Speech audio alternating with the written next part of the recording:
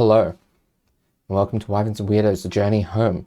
I am your Dungeon Master, Darby, and joining me as always are Zoe, playing Sevia, Emily, playing Beatrice, Laura, playing Conrad, and Johanna, playing Fall. Let's jump into it.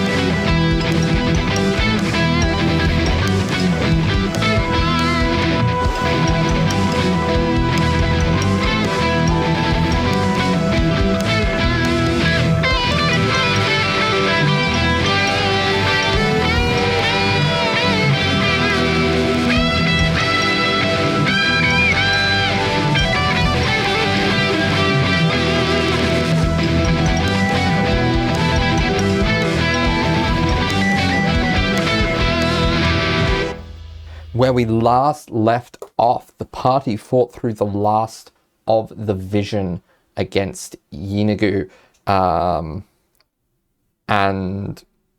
Zariel, in her former angelic form of that period of time, arrived and spoke with the party, and seemed to be very much seemed like meeting Zariel in her celestial prime were very much changed the way that Beatrice viewed the fallen angel, deciding rather than slaying her to attempt to redeem her.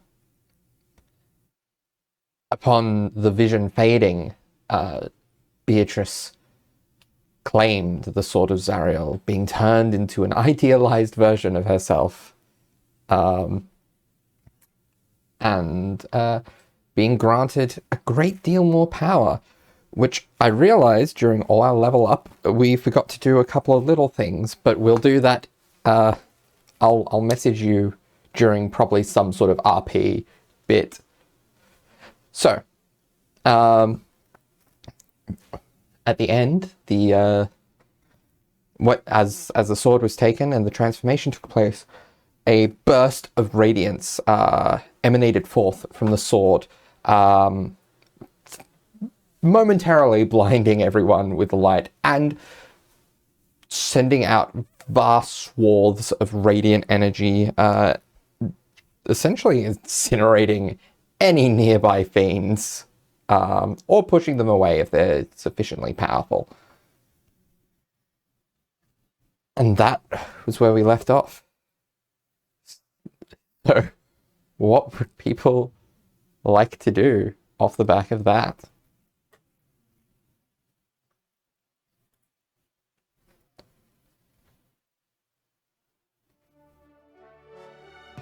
Beatrice? Are you Yes? feeling okay? I think I'm alright.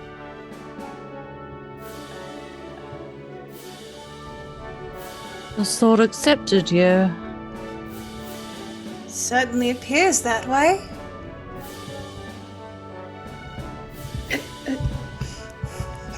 It changed you.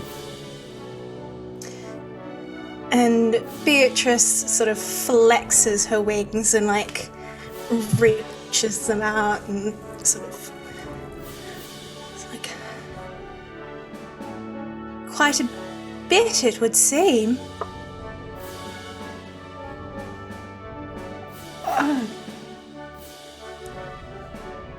How do you feel?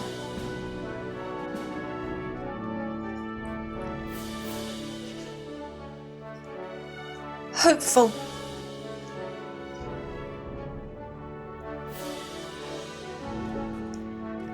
And stronger somehow. Lighter.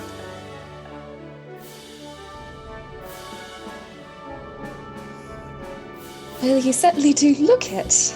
And, sound it as well. Yes, I'm not quite sure what that's about, but it's a thing apparently.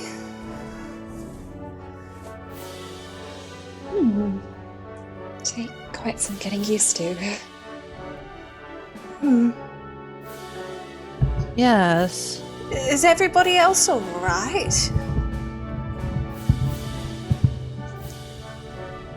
Yes. Well, we are alive, so that is what we can hope for.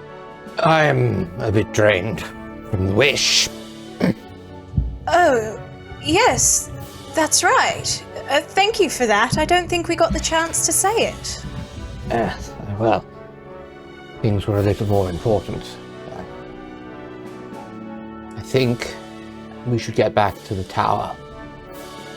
Things aren't going to stay quiet around here for long. No, not with that.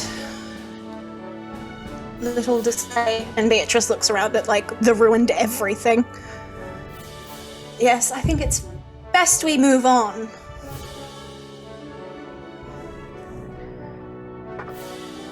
Yes, we best yes. Ankara very hardly scopes around the area, and then he will head out to go and check to make sure that there's no one coming, no creatures anywhere. And our path to, I believe we've taken the machines here, is clear. Yes. He'll go and check all that out. Yeah, it's easy enough to report get on what he's done. Yeah. easy enough to get back to the machines. They're safe. All clear. Good. Here we go then. Conrad, are you the bike right now? We can try and tie it to the. You can ride inside with us if you. Like shakes his head again, like just subconsciously, like no, there's no way of attaching it, so that's just how it'll have to be. There's the Right. claw. He looks through his bike to the claw. Won't it damage it? Not if it's placed on carefully. He kind of like tries to roll up his sleeves, realizes they're already rolled up, and then just rolls them up again a little bit more, like he's trying to like make himself busy so that he hasn't just awkwardly gone oh, and then moves over to try and see if he can attach it carefully.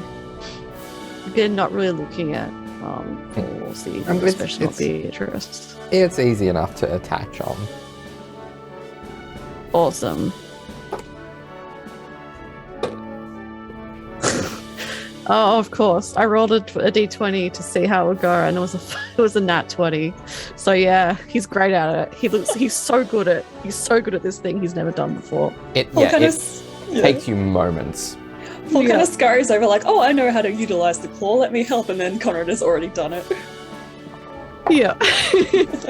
Well, like it's hard. Oh, He's also in that amount of time used some of his rope as well to like try to like adjust it in like a way that's way too skilled. That probably makes Paul go, So yeah. Whilst that's all happening, Beatrice sort of keeps a lookout and scopes around to see whether there's anything that's noticed or is coming towards the former chapel. Roll me a perception check.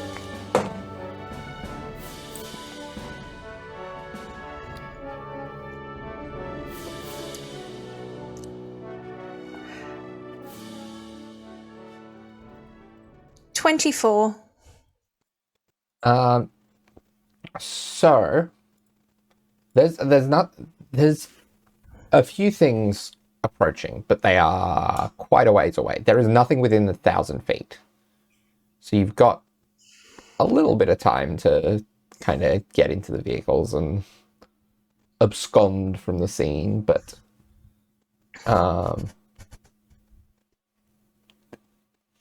you get the feeling that if you stick around for too long, then things might come to investigate what that bright flash was.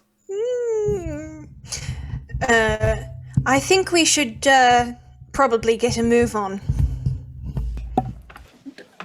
Sevia like flinches and looks around as if looking for a stranger, and then sees Beatrice. And it's like, Yes, quite. Well, after you, you'll probably need to find the most spacious spot now. Looks at the wings. I believe you are quite right there, Sevia. And she'll get onto the thing, the infernal machine. Yes. There's like harp music as she goes, and Stevie is just like, and she looks up to the sky as if like willing a connection to Arcani, and it's just like, thank you for not doing that to me. I don't know if I could have handled that. And then he's going to go, come on, we should go. Right, in I go. And then as Conrad walks past, she's also going to like put her hand out and be like, do you want some of the, and gestures as at the sheer amount of blood. He just kind of like looks at her and then looks all over himself like, I don't think it'll make any difference at this point. You sort of get used to it now, don't we? Yes, but I know you like, you know. And she just kind of reaches out and puts a hand on his shoulder and prestidigitations some of the blood off. He like shrugs her off a bit like a little like a school kid, like an annoyed schoolboy. It just looks very tired and just goes and walks past her into the machine. So as you're all in, Mordenkainen starts the vehicle and starts driving back to his tower. Is there anything folks would like to discuss along the way, or wait until you get back to the tower? Beatrice is tucked as far into a corner as she can possibly be, and she's got like her wings folded up and slightly sort of around herself up in the corner. Yeah. You get the feeling in time you'll be able to kind of furl them up a bit more, but as a Kenku rather than an Aarakocra, you are not used to having wings. Wings are very strange. Mm. Paul probably notices this and just says really awkward stuff like, wings, huh? It certainly seems that way. You are looking forward to giving them a test fly? Maybe. I've never given much thought to flying. Oh, I suppose not. Quite happy. You know, just doing my thing. Yes, do you suppose they're permanent? Who knows? I mean, she did say that it would change the person who took the sword forever, kind of thing. That's true. Well, I guess if you really don't like them, there are magics to change body parts and such. Get rid of them. So, just see how you feel. And Fall just kind of like look at Savia like, this is really weird. Stevie is just like huddled up with like her knees to her chest, and she is alternating between like seemingly unable to not look at Beatrice and very much not looking at Beatrice. And is mostly just kind of looking off into like the middle distance of the car. Although at one point she does like her gaze probably passes over Conrad, who I'm assuming is probably looking very young, as he normally does when stuff like this happens. And she does just kind of sigh a little bit. And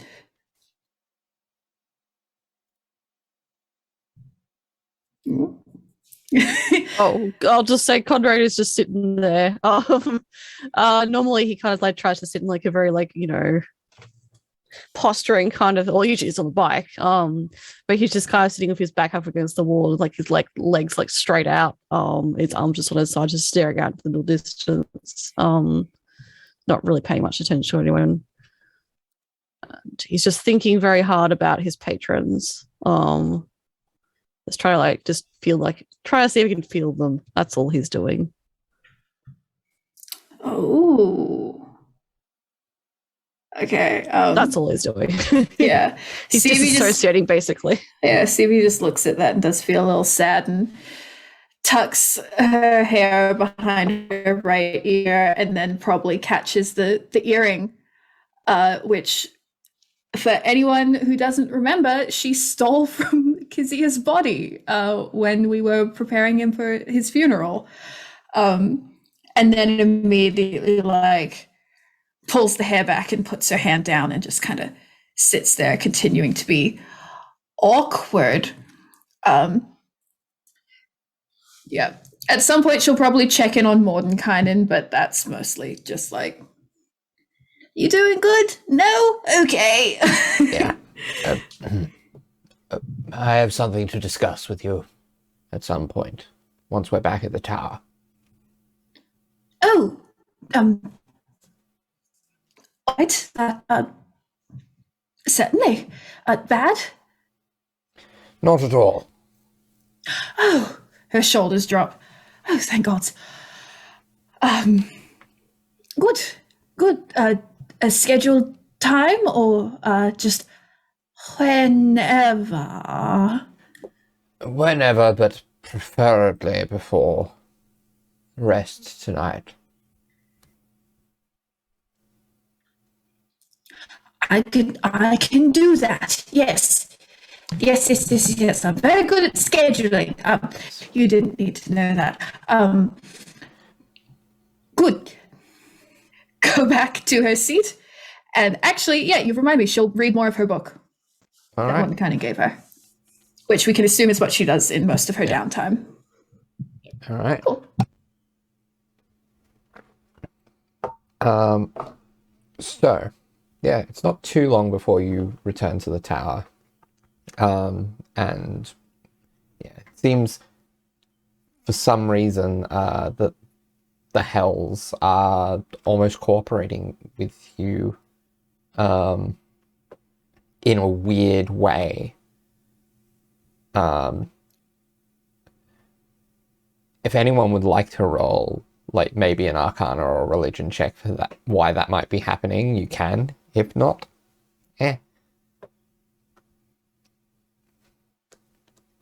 I absolutely will. I would also. Conrad's a 19, but I presume others will get higher. First time. 4 rolled well in religion. That's a 19. What did Beatrice get? 23. 23. And Sevia? Cute. 28. 28. Okay. Fall and Conrad, you note it as weird, but nothing really occurs to you as to like why this might be happening. Beatrice, you wonder to yourself whether it's got something to do with the sword. Stevia, it occurs to you rather quickly that the sword, the Hells bend to the will of the Archdevil. The Archdevil of this layer of hell is Zariel.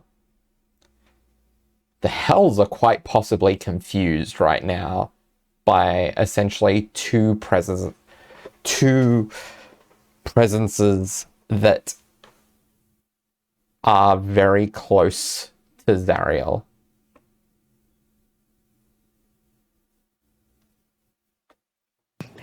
She is thinking real hard. This crosses her mind. She looks at Beatrice really hard.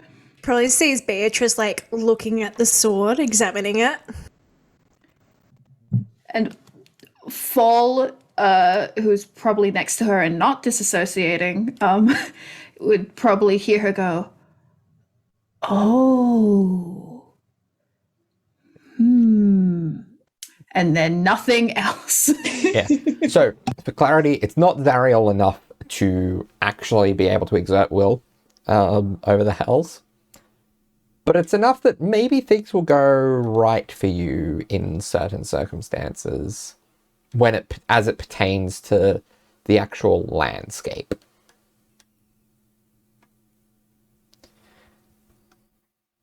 So, I take it as you pull up to the tower, you all depart and enter into the relative safety of the tower.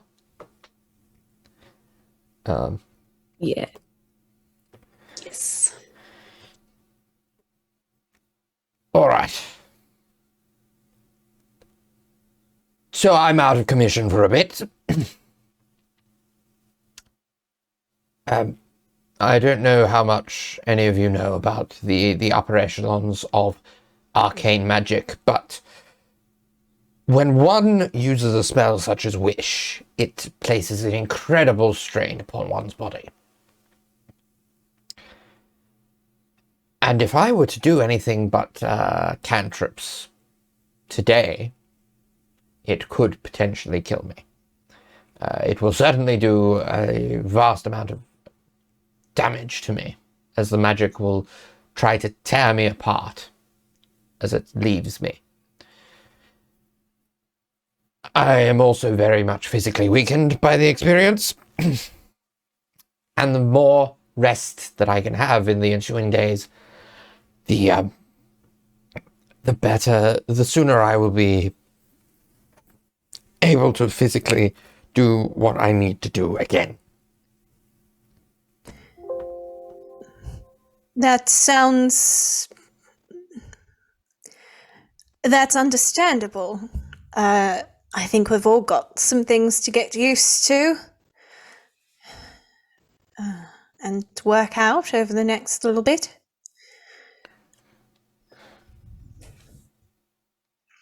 Yes.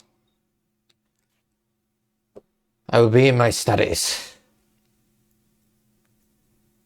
Makes sense. Rest up, old man. Yes, look after yourself.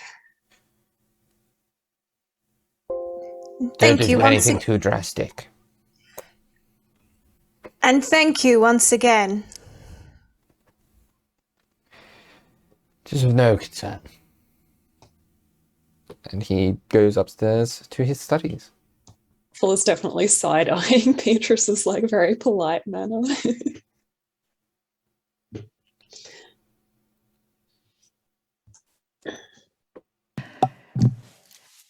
Sevia's just like standing there rocking back and forth on her toes, just like, so that happened. I'm going to go and have a bath. Have a good night. Storms fast. Sevia and call a bit. He puts his hand up like peace. Oh, right. Have a good bath. Yes, good night.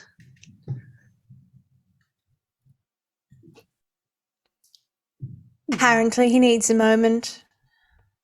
Understandable.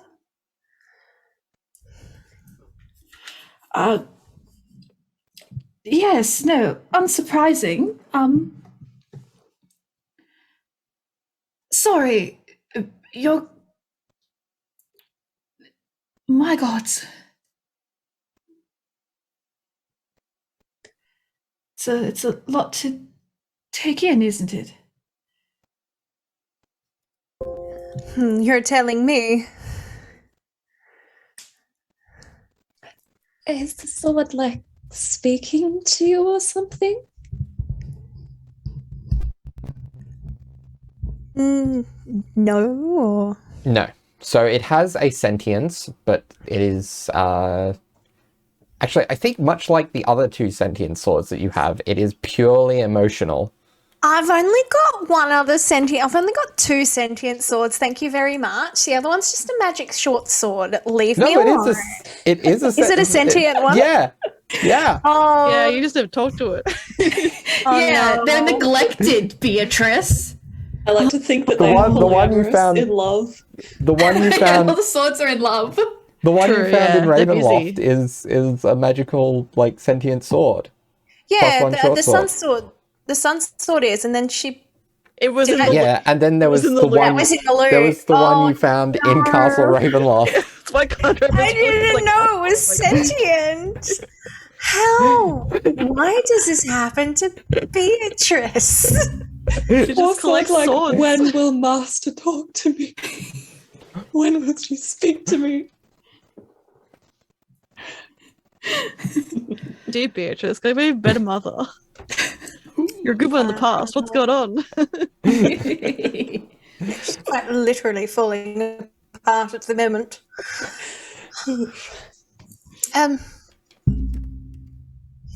No, the sword doesn't speak to me.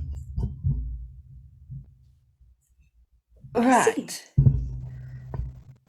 It just guides you towards good. Yes, it certainly seems to be doing that.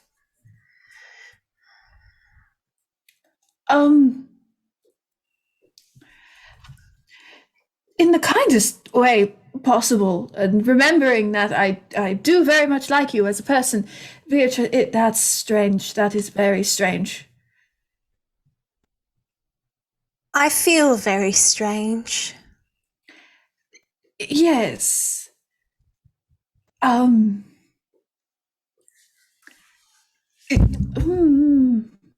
She looks at Fall like, what the fuck? Fool is also looking very like, what the fuck? And he's like, yes, I must admit, it's going to be very weird if you, I don't know, are always nice and not like being mean or tough love or getting randomly naked and such like that. Oh, getting randomly naked has nothing to do with how nice I am. There's just no point in having shame. Well, it's good to know you haven't changed that much, Beatrice. Yes, true.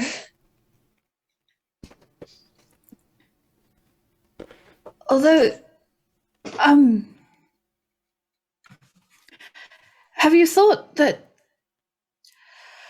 I know it said the sword changes you forever, but do you think every effect lasts forever, or are they just heightened while we're here? Do you think if Zariel takes it, well, I mean, it is the sword only guides you towards good. There is no good or bad option when it comes to either destroying or redeeming her. That is a choice to be made in the moment, but do you think if she takes it back, will you remain this way, or do you think you will, like Fall with Kubazan, only be left with certain gifts?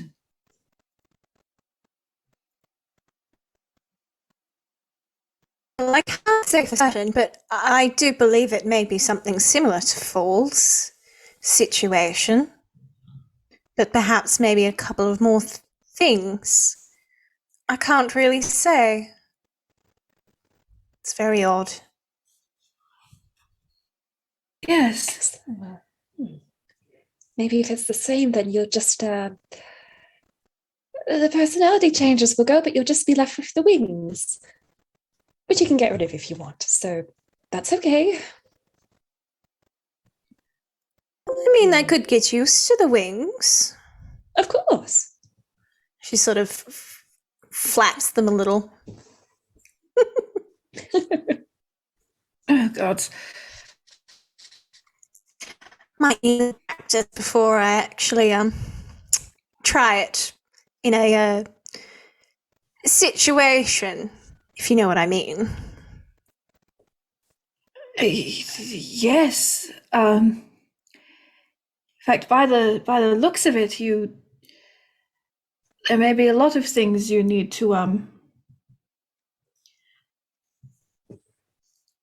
have to think on. You seem more confident. Taller. Both literally and metaphorically. Did you always come up to my nose? Not that I'm aware. Oh gods, I am small, aren't I?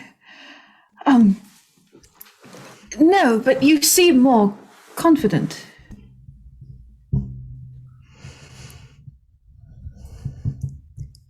I feel like I can see where things are going a little bit more.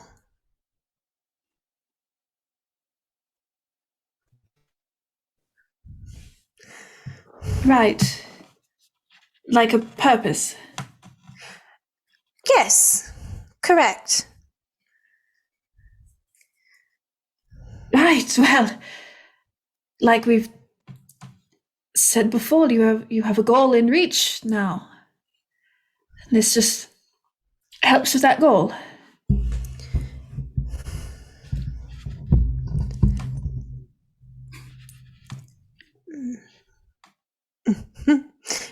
Beatrice just sort of nods at that.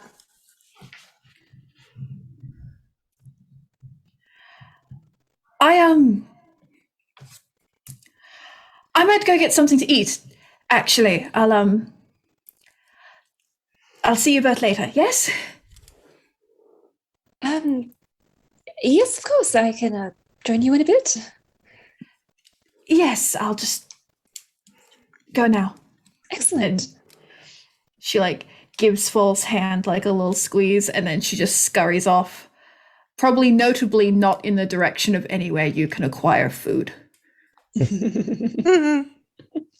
Fair. Full kind of look a bit nervous for a bit and then say,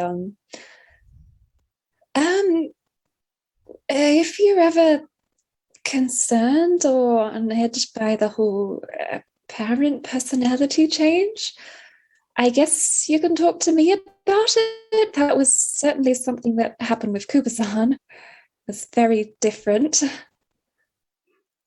It was odd to deal with. Yes, you were quite changed then.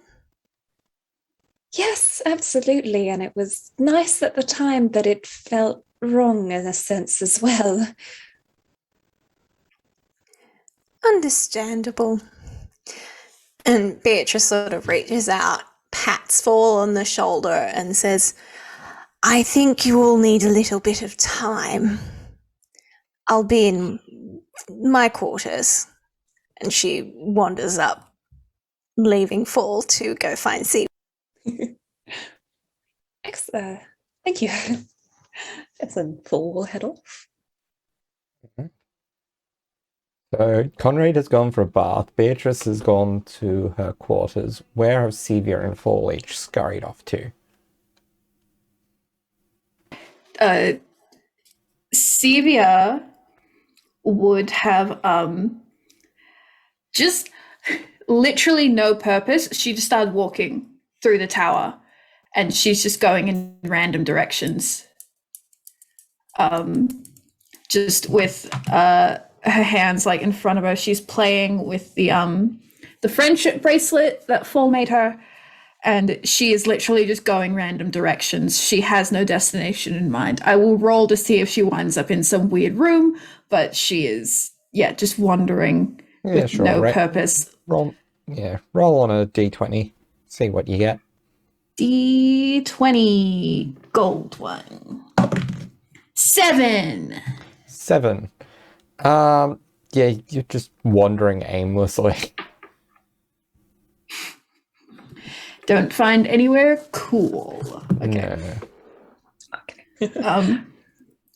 She's literally just walking around randomly, a little furrow in her eyebrows. For a little bit, she thought about going to find Conrad, and then was like, he's 100% naked right now. I will I will leave him to his business until he is dressed. Unless Fall wants to go talk to him. But she's just wondering, looking very put out. I think Fall will if it's nearby, he'll be like, Okay, and quickly like run to the kitchen and grab some snacks, and then go and seek down Sevia. Oh, there you are. Found me. Hello. Hi. Hello. I assume it was probably an excuse to get out of the weird situation, but I did bring you some snacks if you are hungry. Oh, darling. That's We've got little pastries, berries, and some hazelnuts. oh, that's so lovely of you. Thank you. I'm sure I'll be hungry in a little bit. Oh, no problem. Yes, it has definitely been one of those days to turn the stomach. Yes.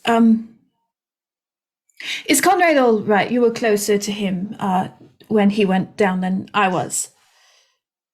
He is, thank you to Mordenkainen.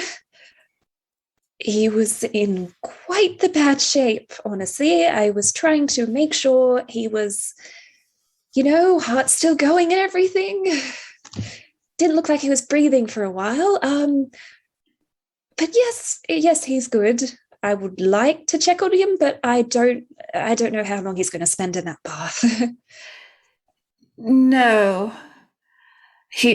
We should check on him at some point in case he attempts to drown himself, but I don't think he will. I think we'll be fine. Yes. That is true. How are you? Oh, well, good. We got out of that okay. It's very strange. Everything with Beatrice. Honestly, I'm like, should I convert her to Kiteth? Because that's right up her alley.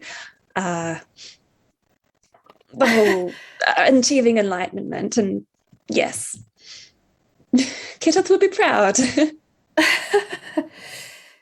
Yes, that is, yes. It's not every day a friend becomes an angel. You'd want them on your side, wouldn't you? Yes, definitely.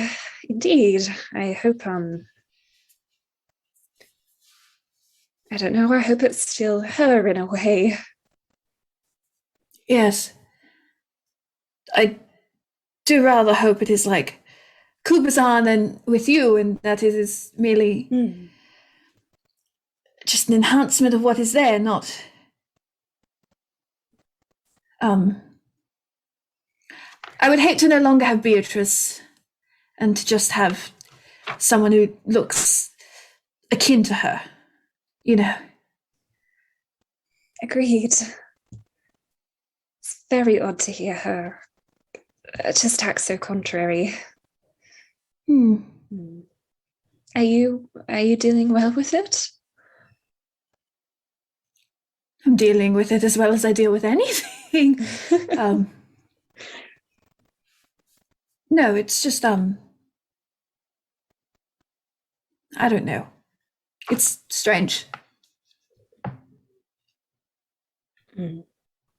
Yes, I hate when they put forth the conditions on that sword about you having to lose yourself. It was, I felt quite selfish, but I just don't think that's a condition anyone should have to go through, even if it's for the good of things. But then I thought if it came down to it, I should take it so that we can all get home and we can have our future together. And then, ultimately, it was more of Beatrice's, this was much more Beatrice's decision, but it does somewhat feel like I just cast her, made her go through that fate instead. It is a fate she chose. I will admit, I considered it.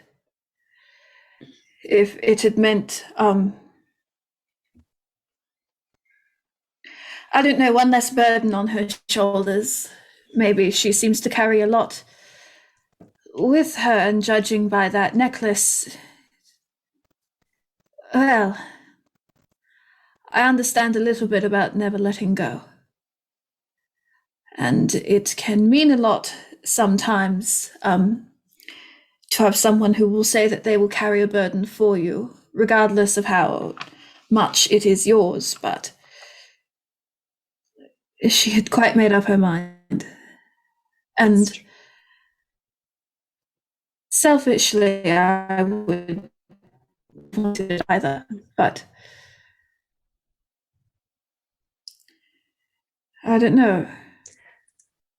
I think I would. I don't When know. I had the condition that it will choose only those that are the best, the most good, I think my thoughts did definitely go to you. I think you would be the one out of all of us who most fits that. But I don't want you to carry that burden. I don't think you need to. That is very... That is incredibly kind of you, sweetheart. I do not think it is a burden I could bear, but it is kind of you to think so highly of me, even if I do not deserve it. But thank you.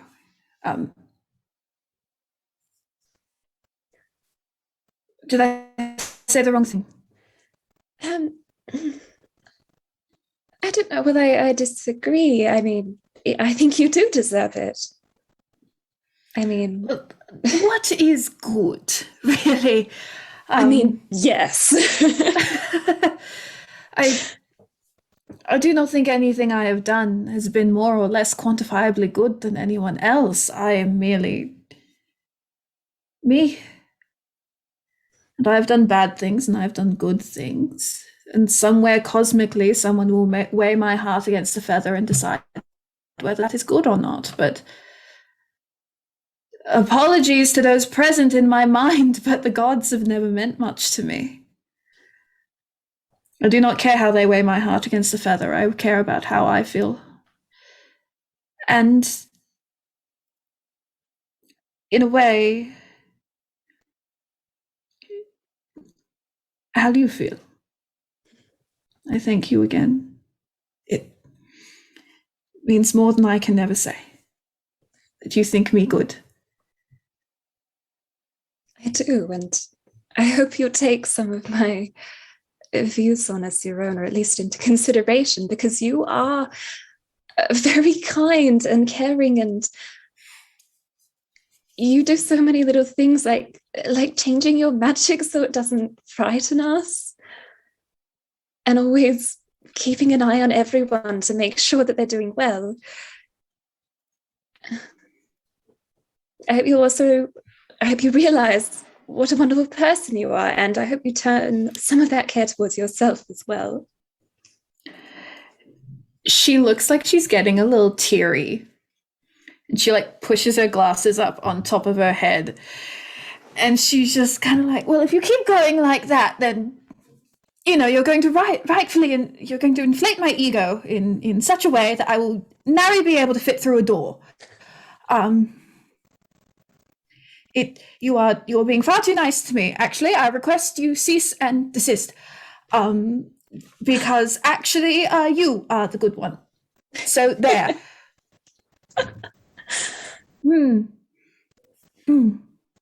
Okay. Oh no! How bad it would be if you had an ego. I don't know. I love it when you stand up for yourself and stuff.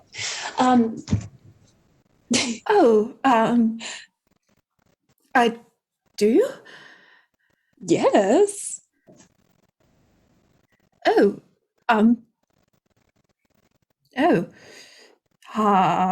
Full just thinks back to moments trying to bond together by bitching about Kazia and Sevia at the bitching about Periwinkle and Exley, and is just that's my girl. Stevie is just like she's imagining the time when we were fighting Strahd and she yelled at Mordenkainen for saying that quantifiable good and bad is a thing, and then she had a meltdown about it, and she's just like, I don't know what fall season means. Full is like, that was very attractive. She's like,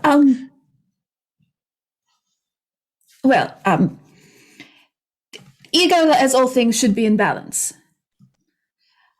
So, no you. Again, I say, ha. No, you, and I can go on for this forever. Fool, no, this is not some sort of child game. Ooh. You're too cute to be mad at. Well, I hope you remember some of my points. And the fact that I won in this argument. I'll be sure to keep a tally, darling. Excellent. So, when you're hungry, do you want to take this and have a picnic somewhere? Or we can explore Mordenkainen's place and find all his little secrets. I'm not sure they're secrets we want to know, but a picnic could be nice. Again, maybe at some point we should check in on Conrad. I don't think he's ever gone down in a battle before. He might be... That is true. You know... Yes. He's normally quite excited when we're in the infernal vehicles, and instead he was rather, like a cut puppet. That is true, yes. Maybe we should head over. If you want, we can, I don't know, maybe make it a sort of travelling picnic. Yes, eat while we walk. Yes, okay. And then at some point, darling, we do have to... Beatrice. I don't... I know we've discussed it, but I don't know how I'm going to get used to her. Same. Certainly don't know how to act around her anymore. Yes. I guess we'll just take it as we go. Yes.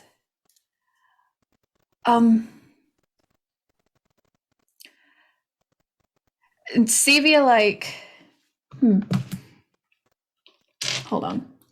Sevia does, like, she takes, like, one of the little, like, nuts or berries and, like, chews on it for a second. She looks very contemplative. And then her, like, head just springs up. She goes, oh!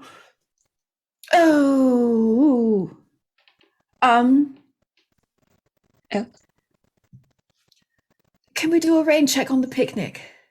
Oh, yes. What's wrong? Mordenkainen actually wishes to speak to me. And he said I could do it sometime before bed, but I don't know. He made a point of it. I should probably... Oh, I did quite slip my mind, actually. Yes, same. That's okay. Do you want me there as backup, or...? No. It's fine. Yes. I think... And she leans in really close. I think it might be wizard business. And also, my dear darling, I know you do not like him. If you would rather go and talk to Conrad, that is... I understand. I am incredibly capable of handling Mordenkainen on my own. And if it makes you feel better, he's very weak at the moment, so I definitely could protect myself, if that helps you. That is true. I mean, I don't imagine he would attack you, but you could really obliterate him, so that's... I like that. Excellent. All right, well, best of luck with him. Best of luck. And she, like, reaches her arms out for a hug. he reciprocates the hug. Yeah, and she gives him a big old kiss on the cheek. Excellent. And then a little pat on the shoulder, and then probably watches him walk off, and then realizes she's very lost and starts wandering around trying to find Mordenkainen's office. Doesn't take you too long to find it. Okay. And when you do, he ushers you in. Xavier, Yes. come for that conversation, I take it. Yes. Figured I'd get it in early, and then you can have as much rest as you need. There are two things that they're connected. All right. You have represented yourself admirably. In all Oh, that I've seen you do. From Ravenloft to your dealings here in the Hells. I was told by my simulacrum what you did as well in that time. Am I to understand that you are currently without a focus of particular power? no, I have been channeling through my quarterstaff mostly, but it is not my preferred focus. No. I suspect it will be a while before we can find something as a suitable replacement. But, and he picks up his own staff. I'm not going to have much use for this for the next couple of days.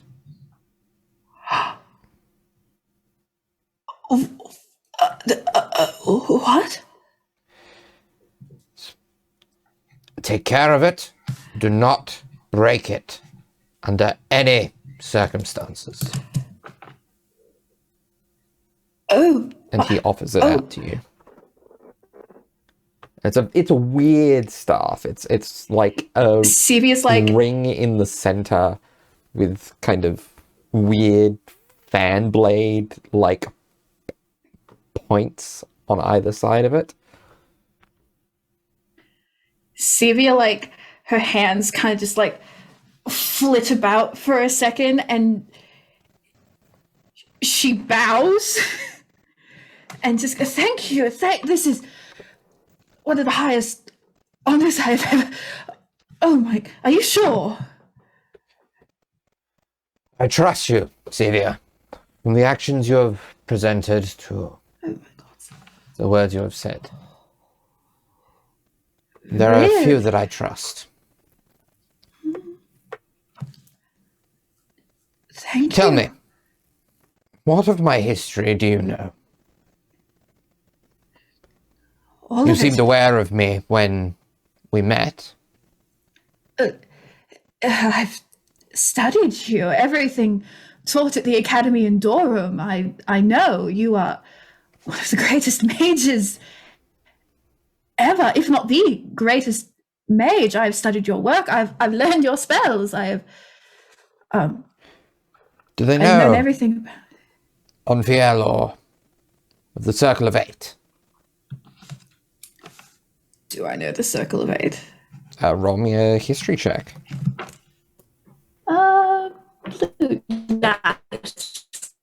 One. See if we can ever- She's too flustered. History.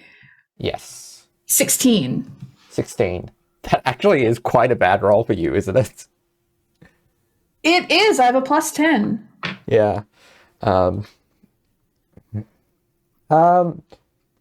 You know, the Circle of Eight was an organization which that Mordenkainen formed with another mage whose fame transcends planes, Bigby, and there were a number of other famous mages in it, who were Bucknard, Drawmage, Lemond, Nistel, Otto, and Rary. All the ones whose spells named after them. Most of whom have a few spells that are taught at the Arcane Academy.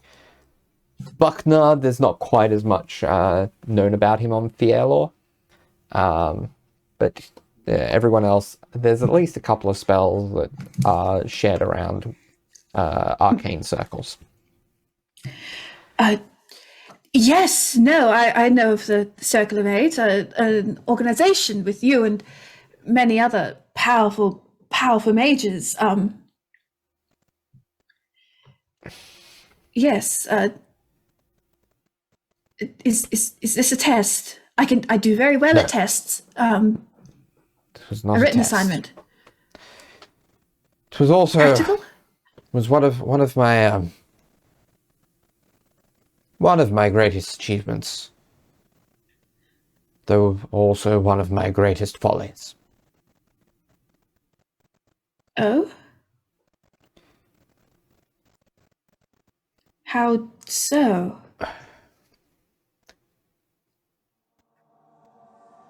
My own world. Fourth.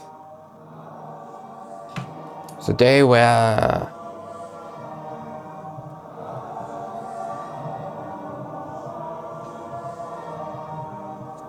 my allies and I ventured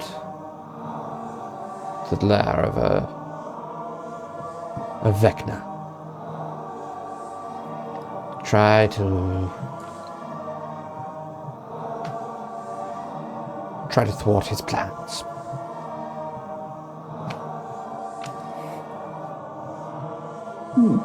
Fortunately,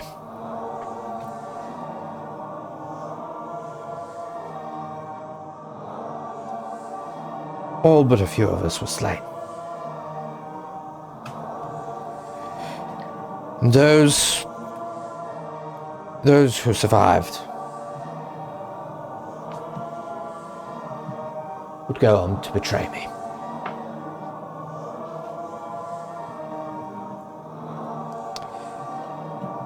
I see my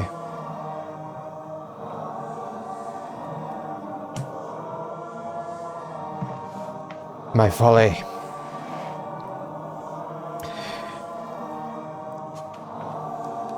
Our defeat outside of selection, I could not have done much of anything about. I did what I could to right that wrong. But my choice of companions in it was rushed. It was unconsidered. And I was brash.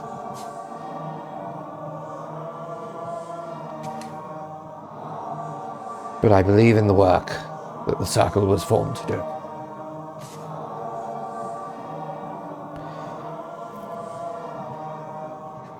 I have been looking to form something similar across the plains. Really? It can be a struggle to find, within the one world, enough mages who can get along long enough to get anything done. I'm sure you would have observed this throughout your tutors at school. Oh, yes. Yes. Yes. I'm afraid that's most of what it was.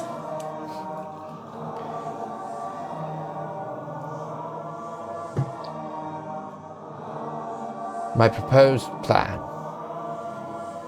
that I set forth for myself was to find a worthy ally within each plane. One who I could trust. One that I could entrust the balance and the safety of that world too.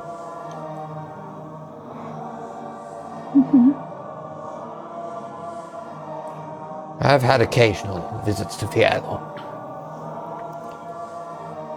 have not yet managed to meet with one who is so honest and humble as you for the amount of power they possess. Me? You're still young. You're still learning.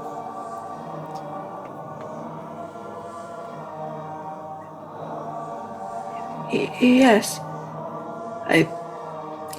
Yes. You have achieved in your youth something that many mages with lifetimes, thousands of times longer, would not have.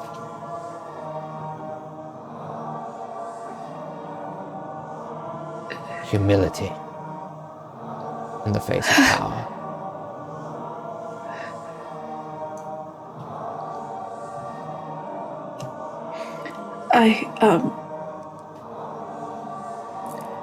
Thank a high compliment.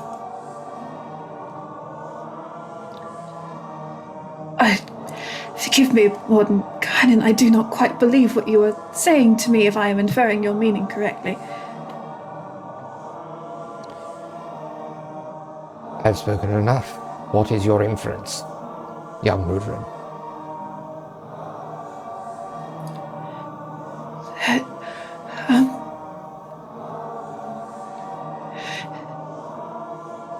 You're asking me to represent Fielor in your new Circle of Eight.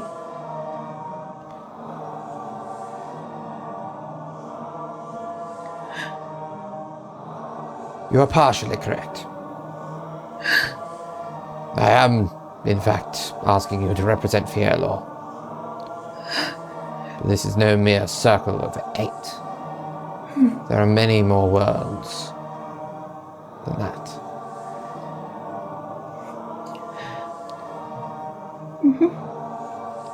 This is the Infinite Sphere.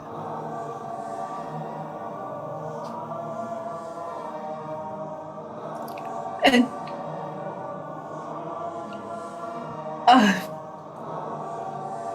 she has never looked more overwhelmed than in this moment. Me? In the Infinite Sphere?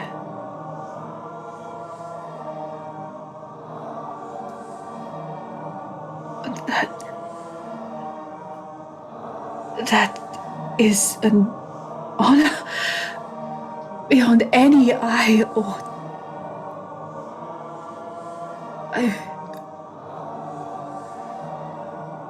what would it mean? What would happen if I said yes? The immediate? Nothing. We need to get you home first. You can't watch over Fielor if you're not there. In the long term, keeping an eye on things, both on your own plane and on a interplanar level. Keeping an eye on threats that might upset the balance. And, on occasion, conference with the rest of the sphere.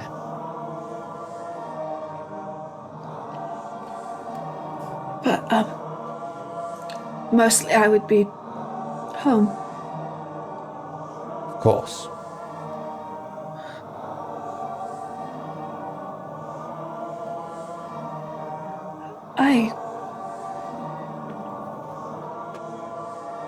Are you sure you have the right person? I'm not fishing for compliments here, Warden Kynan. I'm The fact genuine in... that you have asked that question means I have found exactly the right person. That,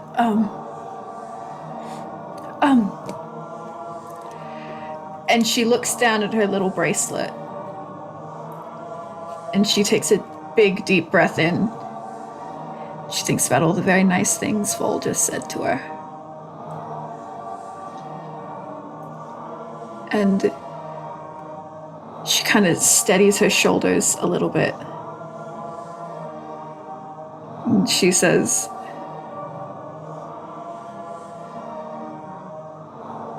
"Do you need me to sign anything?" Just your acceptance will be enough. Then I accept. Wholeheartedly. With everything in me. I will train and I will study and I will protect Fiello and I will represent it for you.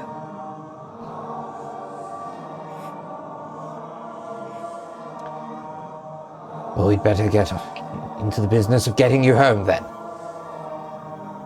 Yes. I'm not much use here. Oh, you're plenty of use here.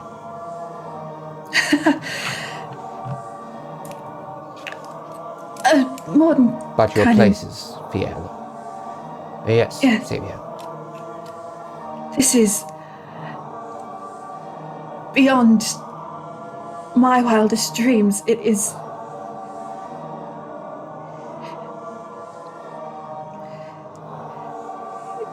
It is the dreams of my father fulfilled. This is unorthodox, but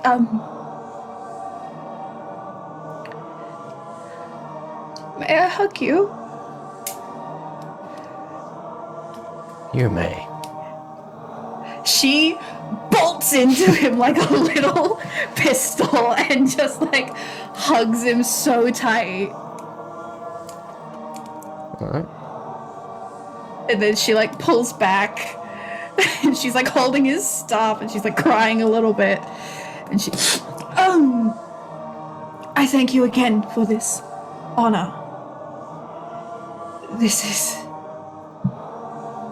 more than I could ever have asked for when I met you. Thank you. I will not let you down. I don't imagine you will.